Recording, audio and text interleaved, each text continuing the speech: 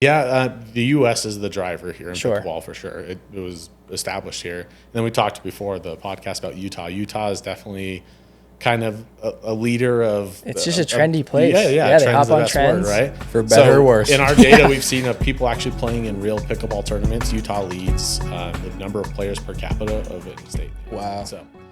All right, guys, welcome back to another episode of the Wedgies podcast. Today we are joined by maybe a little bit of an unexpected guest compared to some previous ones, but nonetheless a super exciting one. We've got Bryce Morgan, the president of the Professional Pickleball Association. Bryce, it's great to have you today. Awesome. Thanks for having me. It'll be fun to chat.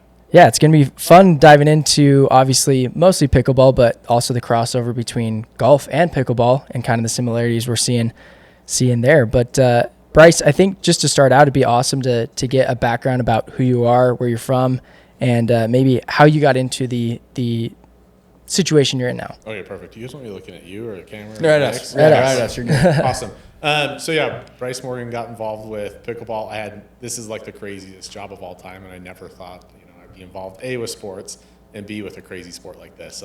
I'm an old school golfer. I played for a long time, so I'm kind of a fanboy looking around in awe in your guys' studio here. Went to college, really liked marketing, liked storytelling, liked the creative side of things. Had a little bit of fun with some in-house jobs, running my own agency at times. One of my clients was an assisted living center, so I was doing organic marketing for an assisted living center, which everybody listening is like, why is this guy on? That's not that fun. So during one of those meetings with the owner of the assisted living facility, he brought up the idea of starting the professional tour of pickleball.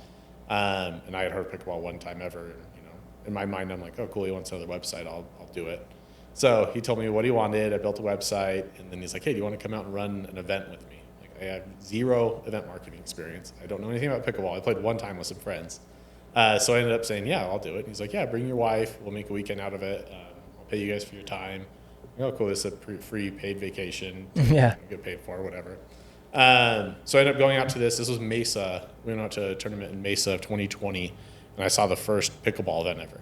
So going into this, the PPA tour is professional pickleball, but at the same time, it's amateur pickleball. So going to this event, there's roughly 700 or 800 people playing in this event, and it was amazing to see. There was no tickets sold at this time, so everyone was getting them for free. Obviously, we added tickets later to it, but the event was crazy packed, crazy full. The action was amazing. The owner just, handpicked, here's who I think the best players in the world are. I'm going to bring them all to one tournament. I'm going to offer prize money that's never been offered before. And it was electric. The atmosphere is electric.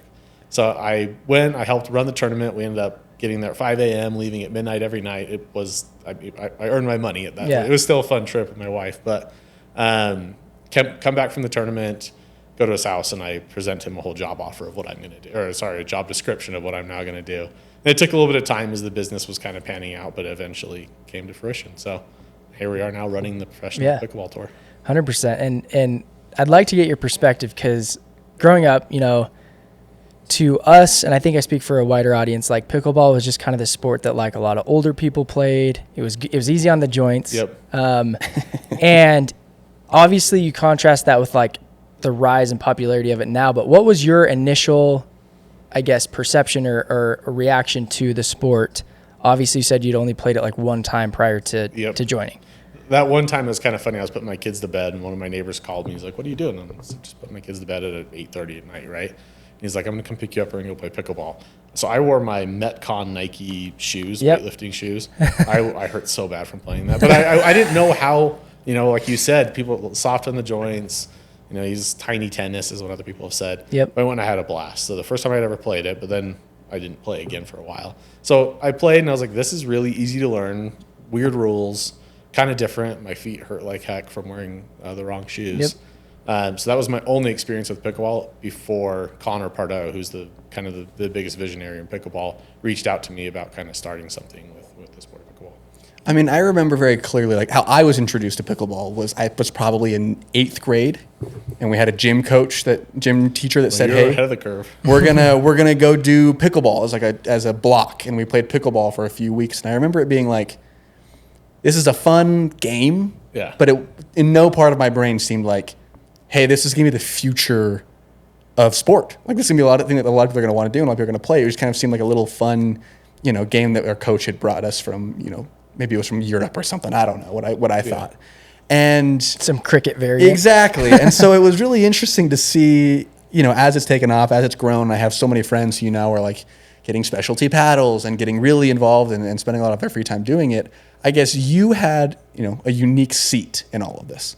Oh yeah, it was wild. And so having that seat, I mean, what insights do you think you can kind of pull? What was it about the sport that you think is allowing it to have the success that it's having? That's a great question. I get that a ton. And I have to add one quick note as you bring that up about, where'd you go to school? Mapleton, Utah. Okay, so it makes me think about, you know, those, remember sitting on those little caster carts? And Totally. yeah. That was the same credence as pickleball, right? Exactly. Yep. So anyways, your question of like, what gives pickleball validity? Why is it catching like fire? Like, why are we talking about pickleball on a golf podcast? So the way I explain it when we do interviews, when we talk to other people, when we talk about sponsors that are getting involved, it's kind of a fun way to explain it. There's no other sport that I can think of, and if you guys think of one, let me know, that I can play with my daughter, my 11-year-old daughter, my mom, and my grandma, and it's actually fun. Right. So everybody, it's an easy sport to pick up. It's hard to master. You know, if I go play golf with that same group, it's a different experience. Oh, it's a nightmare. Right? If I go play tennis with that, it's a miserable experience. Basketball doesn't work. So soccer doesn't work. So there's just not a lot of sports in my mind, or what we've seen, where all generations can play and actually have fun and have a competitive game. So that's the biggest reason it's catching on. And you see a lot of people who are younger, who are athletes, who like competing and like tournaments and like that setting that they did a lot when they were in college or high school. And now pickleball is giving them a whole different way to compete. You know, they go out for a weekend and play 5-10 matches in an event to see if they can win a gold medal. Right. So that just doesn't really exist as much for an adult, an active lifestyle adult. Well, I've had this theory for a while, and tell me if you think there's any credence to this, or you can just tell me to shut my mouth. Yeah. But I've always wondered if part of the success of it is that it does have all those benefits you mentioned. It actually is a good product. It's a great sport. It's a lot of fun. But I think it's actually been to the benefit of the sport that everyone going into it has such low expectations of it. Oh, 100%. It's like when you go see a movie you think is going to suck that's actually good, you end up liking it a lot more than if you had thought it was going to be good. And so like with going in, it kind of sneaks up on people to be like, oh, wait, that was actually fun. I don't hurt anywhere. I had no pressure going into it. And it's a really good, easy environment for people to pick it up quickly. No, you're 100% right. I mean, it's like you're hitting a little plastic ball with a paddle, and it's very, very, very simple until you learn more and you start to challenge yourself and you want to hit the right shot and realize the strategy behind it. So you're exactly right. I mean, it's what's made it so appealing to everybody. That's incredible. And the cost. It's low cost. You know, you can put 4 pickleball courts on 1 tennis court. So if you have an unused tennis court, you can convert it to 4 pickleball courts. So as a landowner, as a municipality, you know, that's a great value added to your city. So the cost has been super helpful as well. Gotcha. For sure. I'm curious how you see pickleball fitting into like the broader landscape of competitive sports, both in the U.S. but also globally. Yeah, if you were to ask me that question 5 years ago, when I first took the job of building the first PPA to our website, I kind of laughed, right? I'm like, so I think whatever answer I give now in 5 years, I hope I can look back in 10 years and be like, I was wrong again. You know, we'll be on CBS this Saturday. So we've been on national TV a lot. But if you told me 5 years ago that we've been on Fox, we've been on ABC. Sorry, we've been on ABC. We've been on Fox. We've been on CBS. We've been on Amazon Prime. And we're chatting with a bunch of other big names that people know. ESPN, we've obviously been on ESPN2, FS1, FS2. So we've been all over network television. We've hit streaming pretty well. So we've gotten to a point where people are starting to care about professional pickleball. I think as people get into pickleball more and want to like hone in on their skills, I asked about your parents, right, who play a lot. I think that's the next natural step. As a young high school golfer myself, I really wanted to be good. And I'd watch Sunday all the time. I'd watch Tiger Woods and I'd study his swing. So I think people are now starting to watch for strategy, watch for entertainment. It's different to get in if you've never played before. So there's a ton of growth in the sport. We have to do a good job of hitting the players that are learning about it and playing to come and watch, to A, learn strategy, B, for entertainment. And in person, it's a different thing. It's kind of like the hockey effect. So anyways, in 5 years, I don't know if we're going to overtake golf. Hopefully the podcast isn't the other way around. We'll have to switch it to a pickleball podcast. But, you know, that'd be kind of fun. So anyways, it's impossible to speculate, but I would anticipate there being a serious network deal, a lot more entertainment value, and an increase in what the broadcast is right now. I mean, right now the broadcast is awesome, but I envision it being a lot more of what you see on like, Amazon's Thursday night football, those kind of things. Yeah.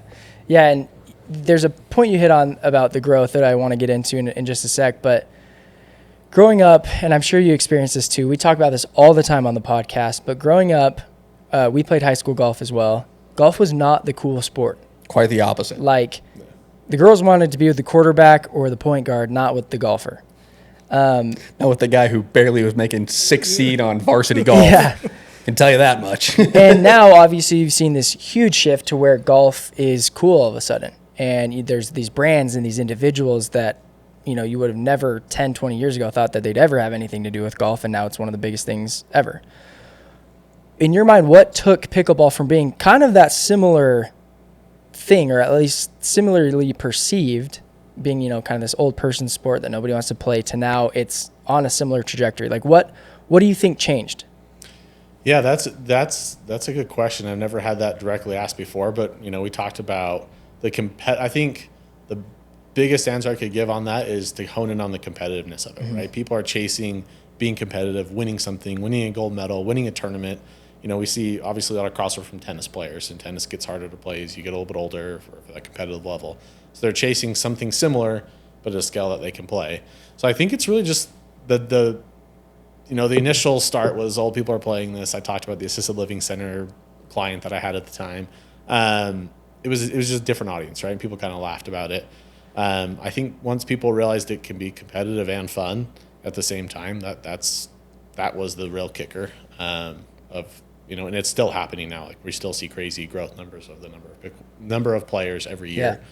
So I think just the mix of competitive and fun, which I think golf shares some of that as well, right? You kind of play against yourself, but I can go play with my wife against some of our other couple friends and have a good match, and that's kind of fun. To tee that up for a different sport is pretty difficult. Yeah, for sure. And then you also, like I said, you talked about the growth. Are there any specific regions, either here locally or even internationally, where it's like, hey, pickleball is catching fire really, really hot right here? Yeah, the U.S. is the driver here in pickleball for sure. It was established here. And then we talked before the podcast about Utah. Utah is definitely kind of a leader of... It's just a trendy place. Yeah, they hop on trends. Word, right? For better or worse. In our data, we've seen of people actually playing in real pickleball tournaments. Utah leads the number of players per capita of any state. Wow. So Utah's pretty big. California's big. Texas is getting there. And then some of the Southeast, you see it as well. So there's a handful of states that are getting it, but Utah's definitely led the way. And I think it's still leading the way in terms of number of courts, recreational courts. I lived in Dallas for some time as well. There's 20 courts in Saratoga Springs right across the road, right? Yeah. That's wild. And funny you bring it up. They're all busy from high school kids at night now, so I can't even go play. Oh, yeah. But the number of municipality courts and availability of clubs and those kind of things is really growing elsewhere. Utah kind of already has an establishment of that. So obviously we've been talking about the game in general, pickleball in general, the success of the sport, and one of your big focuses is the tour specifically. Yep. So as you're looking at the kind of the tour aspect of this, every good sport, every successful sport has a professional level to it. Yes. In a sport like yourself, where, you're building the first website, how do you take a sport from, hey, this is the thing that Dane played in junior high, to, hey, we have professional athletes now. We have a tour. We are respectable and on ABC. I just want to add to that as well. Like, you've obviously built businesses, you've built marketing plans and everything. How does that contrast with building a league? Because in my opinion, they're very different. Like, building a business and building a league are very different. Yeah, they are very different, but a lot of similarities. Like, I'm obviously a marketer, so I'll talk from a marketing background. Sure. And I didn't have the idea, but luckily I found a person with a great idea, and he trusted me to make some of those execution decisions. So, I built the website, and I just thought from a storyteller standpoint, like, what is this? What are we doing? We're assembling the best players in the sport across the entire world. We're bringing them to one event to see who the best pickleball player in the world is. That had never been done before, right? There was a handful of different events that were running with a small amount of prize money, and all of a sudden people are like, wait, they're paying $250,000 for this event? When my boss, Connor, first put that on pickleballtournaments.com to run this event, he got a call from the owner saying, hey, this is fraud. This isn't real. And he's like, no, we're really doing this. So fast forward to your question there, like, I had a marketing background, I had a design background, I had a web development background, and a business management background. So I wasn't even a full-time employee at this time. It was a contractor. And so I built this website, and I said, hey, this is what we're doing. And then like, well, we need to get some sponsors. And the first event they ever printed, they put these little chloroform, like A-frames, so to speak, to stop the ball from rolling underneath the bleachers. It looked terrible. We've graduated since, but they used raster photos for all of them. So they used like fake brands, like in-house brands that they already had or whatever, to showcase what the sport could become.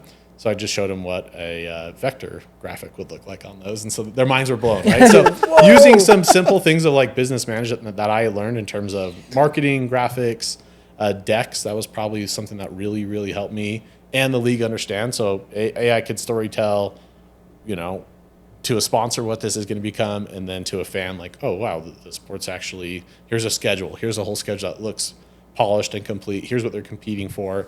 Again, none of it was my grandiose idea, but I got to apply some marketing tactics to it to tell a better story. Sure. Really, really helped. One of the funny things I always joke about is I know I do like pivot tables, right? So on the business management side of it, I looked at the numbers and I said, hey, we're going to bring in people to buy tickets, we're going to bring in people to play in the event, we're going to bring in sponsorship. Here is what our numbers look like, here's what our payouts look like, and I ran a pivot table. And the owners are super, super, super successful with a lot of different businesses. And I showed them a pivot table, and they were like, this is amazing. I think they thought I was like the smartest person in the world. And I'm never going to correct them that I'm not. So good move, good move. That. But, like you said, it's very different, but there were still a lot of similarities. It's just, I'm a big believer in story brand marketing, and we think we've done a fairly decent job of that, and it's helped kind of propel us to be a pro sport that's getting network television time now. Totally. Yeah. And one of the things that I think is a truth in sport in general is the success of the sport depends heavily on the accessibility of the sport. Yeah. If you look at soccer, obviously the clear leader for most popular sport in the world. 100%. Because you need a ball, and that's it. Yep. I spent a few years in Africa and was able to see a bunch of kids. If you have 2 cinder blocks and a soccer ball, you can play, you can have fun, you can do everything. Yep. And I think that accessibility thing is been a huge benefit to pickleball. And you guys are doing something really unique in the way that you guys kind of set up these the tour dates. And kind of walk the viewer through what that looks like, where you have the professional and the amateur going on at the same time, because that's incredibly unique. Oh, it's so fun. Well, I said, pickleball is catching wildfire because it's fun and it's competitive. Mm-hmm. So if you were to come to one of our events, we have our big Lapiplasty World Championships in Dallas this November. Just give you an example. There's a handful of tournaments running all across the country. I think there's something like 10 to 50 running every weekend. But anyways, winners of certain these events can come and qualify for Dallas. But any one of our specific events, there's one in Atlanta running right now. There's about 1,400 amateur pickleball players playing, I think we have about 35 courts in a lifetime facility in Atlanta. So it's a beautiful facility. 1,300 amateur pickleball players are playing in their own division. So we have entry level, we have beginner, we have mid-level, we have semi-pro, we have pro that are in the pro league, and then we have the professional division. So everybody's playing in their own skill age division. So they're playing against people like them with their same skill division, and then they get to kind of compete for their gold medal. So it's not just the pros. One of our early slogans was play where the pros play. The idea is you can come, you can play pickleball, you can try and win a gold medal, and then when you're done, you can go sit down and watch Ben Johns and Annalie Waters, who are Tiger Woods of our sport, play. So that's kind of the differentiator of who we are, or who we were and who we still are. It's fun to still have that balance as we grow. I tell people, really back to golf, I've used this example a ton of times. It's like if you were able to go play a practice round at Augusta on Sunday of the Masters, you would do anything to go do that, right? You go play it, even if it's 9 holes or 2 holes, and I don't even know if they have a practice course there. I'm sure they do. But you could go play and then go watch the Sunday finish. That would be ideal. So that's what we get to offer for the pickleball enthusiasts. That's incredibly unique and incredibly exciting. And that's something that, it's funny that we're on a golf podcast. We're going to talk probably least about golf today. That actually reminded me of chess, funny enough. And Caden's going to roll his eyes here because he knows how annoyingly obsessed I am with chess. But it's a thing where it's like the rating system is universal. The best in the world is rated in a way that is relevant to what I'm rated. Obviously, I'm wildly less than that. But I can kind of grow and go. And that competitive aspect is a through line in the sport no matter what. Yep. And that's the same thing with your events where you're like, I'm an amateur, but an amateur that can kind of see where I stack up, and I have a competitive goal. I have things that I can try and grow and get better at. And I think that's really unique and super cool, and something that, I can't think of another sport that really structures it that way. I can't go play, on a mini football field where the Kansas City Chiefs are running around. That would be kind of fun. It would be fun though. It's a whole different business model there. Yeah. No, you're right. Yeah, pickleball has, and there's been a lot of noise and a lot of ranking systems being built out there, but Duper's definitely been like the clear leader, and so it's called Duper. You have your own universal pickleball rating that will tell you, how good you are, and if we could talk about our numbers and we have an idea of how competitive our matches would be right Same now. way as like a handicap in golf. Well, exactly. that's I'm not very good, so I won't tell you guys my Duper. That's what I wanted to ask about, is because obviously golf has a handicap, helps level the playing field. Can you explain the scale that exists in pickleball to do that same thing? Yep, it basically starts at like a 2.5. I mean, there's stuff below, but it's like learning how to hit a paddle, right? So 2.5 is like... It's pretty basic. Okay, so that's like you can athletic-ish person that can hit the ball over the net. You can hit the ball over the net, back and forth, and understand the rules. Okay. I'm going to take myself as a 2, but keep going. You can have fun there. So, and then it scales up to really 5. Anything after 5 is considered semi-pro. If you're a 4.0, you're really good. So I would say my number. I'm like a 3.5, and I'm around the top players in the world, and I'm barely a 3.5. So it's a pretty drastic curve up. And is that because my mother-in-law? I was telling you earlier, my mother-in-law is like a 4.5 or something. She's really good. Yeah, that's very high. How, if I went out and played against her, or even if I just played against random people, how would I know where I rank?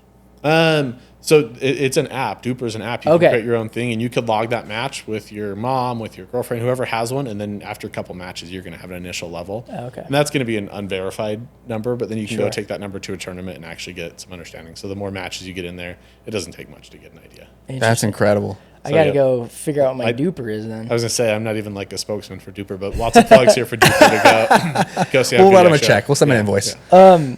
Well, we talked a little bit earlier. Obviously, our viewers and a lot of the world understands the feud or the battle between LIV and the PGA. We were talking earlier about how you guys have had a similar scenario. Can you walk us through? Yeah, for sure. And we luckily had a great resolution, so maybe golf can follow us if they want to call. There you go. Learn from the PGA. Please. So yeah, PPA Tour started 5 years ago. We had a very similar model to the PGA Tour. You come and win the event, and that's where your prize money comes from. A lot of these pros also got money from their sponsors. No, you're good. So yeah, we had a very similar model to the PGA Tour. Mm-hmm. The pros can come in. The more they win, the more money they get. A lot of times, sponsors will match that. Sponsors are paying their way to travel a lot of times. So we had a model that was working, but like anything, there's competition when there's something good, right? So there was a group called Major League Pickleball that had kind of a team-based pickleball idea that geographically based. Sounds teams. Familiar. Yeah, and so we had a partnership with them early on. We used a lot of the same players, but as kind of things progressed, we kind of saw that it wasn't going to quite work. We had an agreement, and obviously things weren't sitting pretty well. So we kind of had our own little mini PGA Tour LIV golf moment with MLP. Long story short, we ended up merging through that process. So now we have kind of a little bit of a different model. I call it more of a UFC model, where these players are now kind of paid based on where they end up in the tour season. So we're sharing resources between MLP and PPA. There are still two distinct companies, but we just share a lot of internal resources and streamline the game, which makes it easier for the pro players. So my question for you there then is, having gone through that, and now watching what's happening in golf, what are your thoughts on kind of, and again, not the specifics necessarily of LIV, PGA Tour, but what is the downfall of having the division? And then what benefits have you seen from a merger? Like, what kind of advice would you kind of say? Like, is it better? The merger been very helpful for you guys? What's that kind of looked like in pickleball? It's definitely more unifying for the sport. We waste much less time fighting. And I think we're seeing that across the whole spectrum of pickleball, which is nice. There's a lot of entities, a lot of pushers, a lot of players. We're seeing a lot of unification in the sport, and we need that to get to the Olympics, make it more important on TV, be more streamlined. Obviously, PGA Tour was the behemoth forever, right? And LIV Golf brought something completely new. They are two very different models. Right? Pro players are now sellable assets by LIV Golf. Totally. Or PGA Tour, they're earning it all. So, yeah, all things considered, we're 6 months past our actual signing of it. I mean, the merger was happening before then, but it's officially done. It's working really well. We've combined a lot of our executive staff. We've combined a lot of our staff.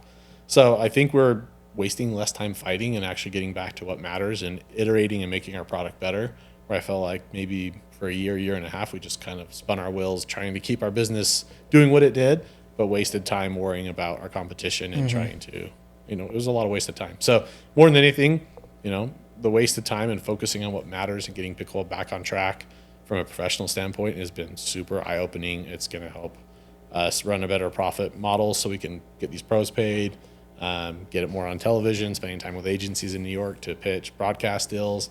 So it's a lot different. It's a lot more calming.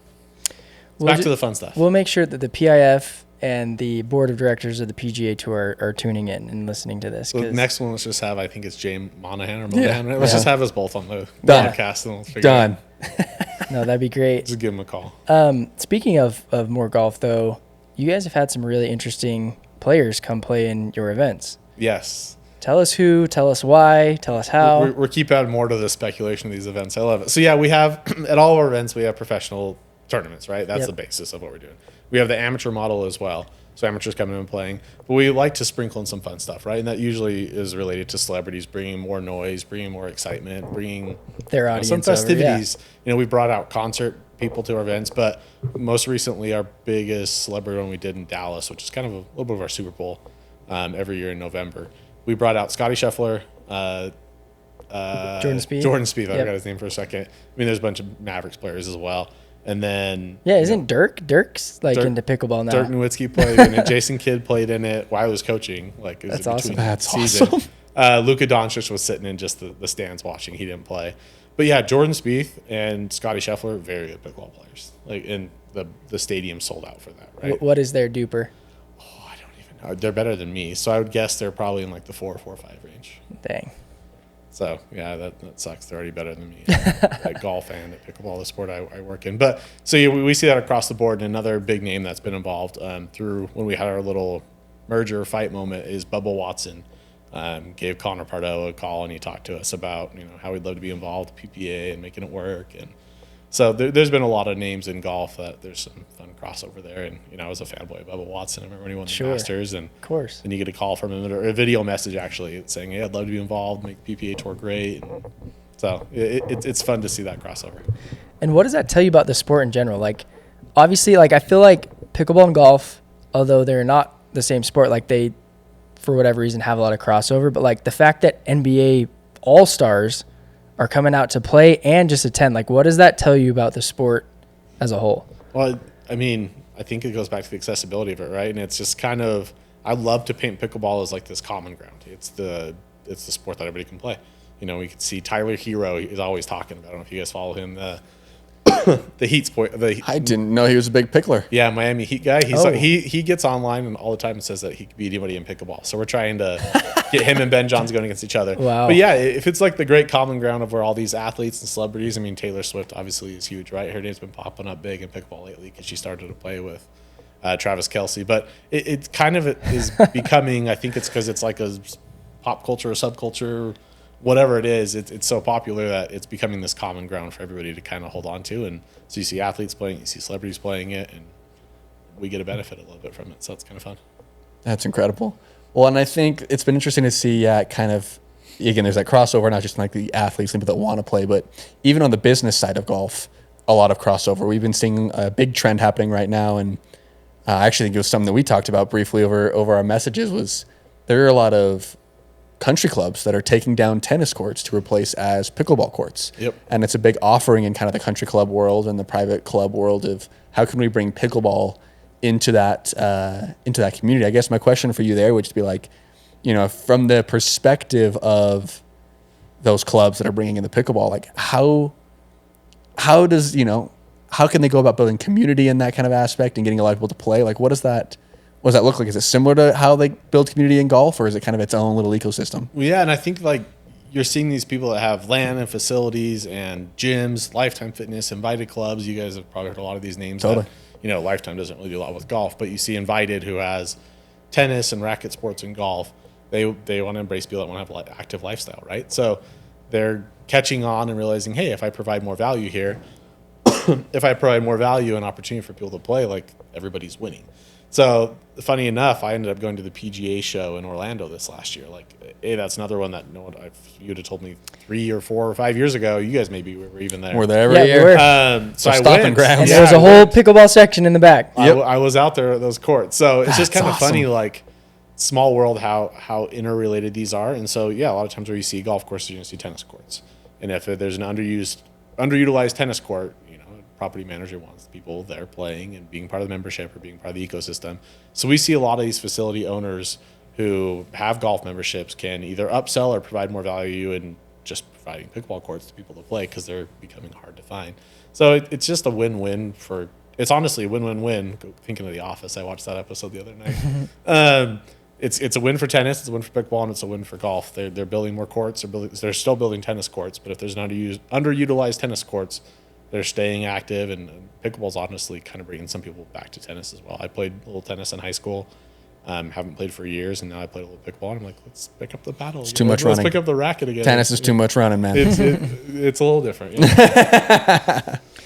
No, I think that's awesome, and it's cool to see that like the rising tide rises all ships, right? 100%. Where do you see pickleball as a whole, but specifically the PPA in 5 to 10 years? Like, what are some of the North Stars that you guys are like aiming towards right now? Our biggest problem, you guys will love this one because you guys are content creators. We have the league. We've established a structure. I don't think that structure, what the league is going to change as much as it did from day one till now over the next 5 years. What our problem now is storytelling. We have all these great athletes. We have moms who are school teachers that end up quitting and becoming professional pickleball players. We have wrestlers. We have ping pong players. We have tennis people that almost made it in tennis. And we're like, I'm going to try something different. We have Jack Sock, who did make it in tennis, is a gold medalist in tennis, and now playing on our tour. So now our problem is storytelling. Our the best player in the world is Annalie Waters, and she's 16. I think she might be 17 years old now. That's crazy, right? Yeah. So number 2 is a 29-year-old girl from Canada. So it's age agnostic. It's background agnostic. Yep. So I think if we do a really good job of telling their stories on and off the court, think of Drive to Survive or Full Swing was so fun.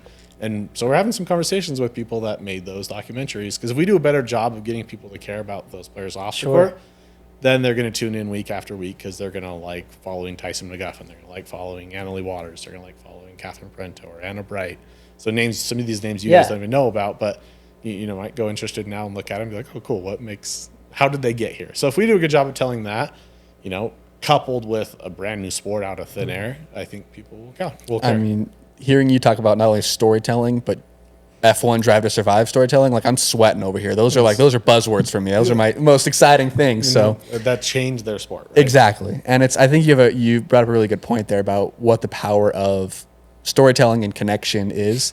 One of the buzzwords we've used on this podcast a lot is accessibility and the accessibility of the sport and of pickleball.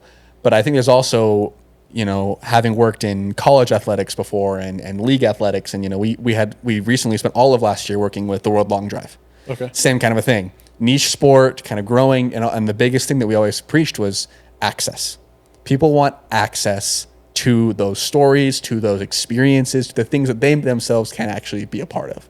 And that's what's so unique about what the opportunity you guys have, is that it's not only access that you can give them from putting a camera on it, but then you can then so easily invite them to experience it themselves. Yep. And I think that's incredibly unique and also like an awesome opportunity. And so, yeah, I'm getting excited over here. It's incredible. And luckily I kind of fell backwards into it. I would love to take all the credit for it, but natural forces have just done it, right? Because the game's fun. Totally. Yeah. Well, I only have one more question for you. And it is, if somebody who is either new to the sport or looking to get into the sport, what is their first step they can take to get involved with the PPA? What does that process look like? Yep, I think go to the website and look at the tour schedule. The website you built. Yep. So we've graduated. So luckily, the people better than me are now building the website. But yeah, if you're interested in pickleball and playing at a kind of a high level, whether you're an amateur or a pro, go to ppatour.com and look at the tour schedule. We're all across the country. We have 25 tour stops every year. And if there's not something in your neighborhood, there's something on pickleballtournaments.com. I guarantee there's a pickleball tournament within 50 miles of where most everybody's listening. So you can get on, register for an event, guess your skill level if you don't know. Start at the bottom. Yeah. Get in there, choose a partner to play with. Doubles is a little bit more fun than singles for most people. And just start playing. And I think you're going to catch wildfire after playing one time. And if PPA's in your area, a lot of people travel to our events. I mentioned the Dallas one before. We work with the municipalities. We work with the same people that brought college football to the big Cowboy Stadium. So it's kind of fun to be involved at that level we're making a whole experience. Last year we had oh my gosh, I'm blanking on his name. Don't put this part in. The guy that sings Home. He's kind of a one-hit wonder. What's his name? It's. Anyways. Oh my gosh. Yeah, it's gonna drive me crazy. I have Philip Phillips. I knew it was something alliteration. So like last year we had Philip Phillips. We have a whole concert stage built out. This year we have some new artists that we're gonna reveal shortly. That will be fun, cool. And they're cool names. We're gonna have different musical acts every night. So the PPA is the party mecca of pickleball. You can come play, you can come watch, you can come experience, you can see vendors, you can try out new paddles, you can try good food. So we're trying to make PPA a masters in golf type experience. That's incredible. Well, honestly, man, it's been really cool to follow you along. Cool. We love seeing something happen on such a big national scale, and especially with some Utah hometown heroes. That's fun. And so we're excited to follow along. I think Caden said something earlier that I think would be was a joke, but I think we should honestly do is have some pickleball updates relatively and kind of pop in for the PPA and kind of hear what you guys are doing, and let's do it whenever we can catch you in Utah and do it. Maybe we'll go play. Would love. Let's do the next one out on the course or on the pickleball court. We'll play some back. Can't promise we'll have a super duper, but it'll be all right. Well, it'll be fun. Well, I'm not great. Hey, thanks guys. No problem. Appreciate it. Man.